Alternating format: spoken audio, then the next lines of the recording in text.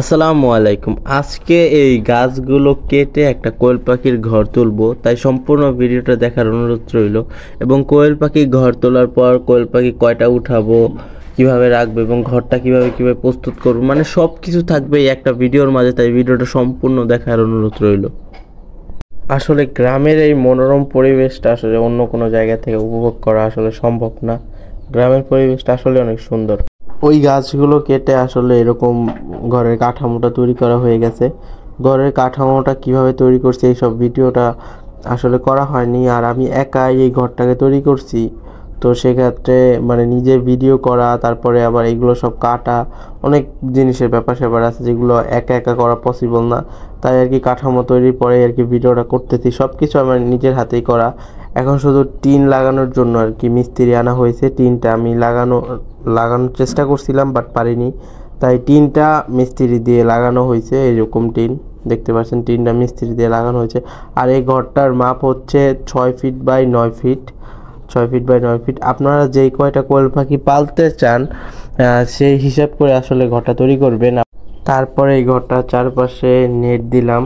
আপনারা যদি ঠিকমতো নেট না দিতে পারেন তাহলে হচ্ছে কোয়েল পাখি কিন্তু ফাঁকা দিয়ে বের হয়ে যাবে। দেখতে পাচ্ছেন যে একবারে ছোট্ট যে নেটটা আছে ওই নেটটাই আর কি এখানে দেওয়া হয়েছে চারপাশে। তারপরেও এই ঘরের ভিতরেও কিন্তু আলাদাভাবে মশারি টাইপের যে নীল কালার যে নেটটা আছে যা সামনে দেখতে পাচ্ছেন, ওই রকম নেট এর মধ্যে ভিতরে দিতে হবে। কারণ যতই আপনি ঠিকভাবে রাখেন না কেন কোয়েল পাখি কিন্তু একটু ফাঁক পেলে বের হয়ে যাবে। তাই ভিতরেও এক প্রকার নেট দিতে হবে, যে নেটটা আমি পরে দেখাবো কিভাবে দিয়েছি আমি। আর এটা হচ্ছে ঘরের ভিতরের সাইড। আর এই ফ্লোরে কিন্তু অবশ্যই চুন দিতে হবে। চুন না দিলে হচ্ছে ফাটা দেখা যাবে এবং ব্যাকটেরিয়া মরবে না। তাই অবশ্যই চুন দিতে হবে। এবং ভিতরের ফিনিশিংটা দেখতে পাচ্ছেন এরকম হয়েছে। এই যে ঘরটা দেখতে পাচ্ছেন, ঘরের ভিতরে কিন্তু নেট দেওয়া আছে এরকম। তো আপনাদেরকে এরকম নেট দিতে হবে ঘর তৈরির পরও ভিতরে। যদি নেট না দেন তাহলে হচ্ছে আপনাদের কোয়েল পাখি বের হয়ে যাওয়ার একটা সম্ভাবনা থাকতে পারে। এখন আমরা আসছি হচ্ছে একটা কোয়েল পাখির খামারে। এই কোয়েল পাখির খামার থেকে এখন কোয়েল পাখি কিনে নিয়ে যাব। 200 কোয়েল পাখি আমরা হচ্ছে এখান থেকে কিনে নিয়ে যাব। 200টা কোয়েল পাখি কিনে নিয়ে যাব আজকে।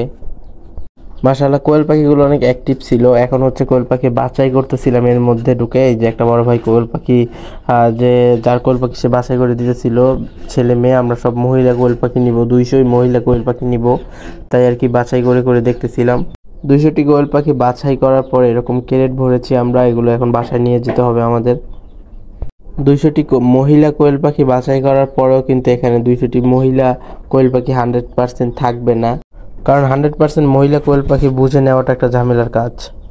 এখন এই বাইকে হচ্ছে যে কোয়েল পাখি যে আমাদের ক্রেটগুলো হয়েছে ওই ক্রেটগুলো বাঁধার চেষ্টা করছি।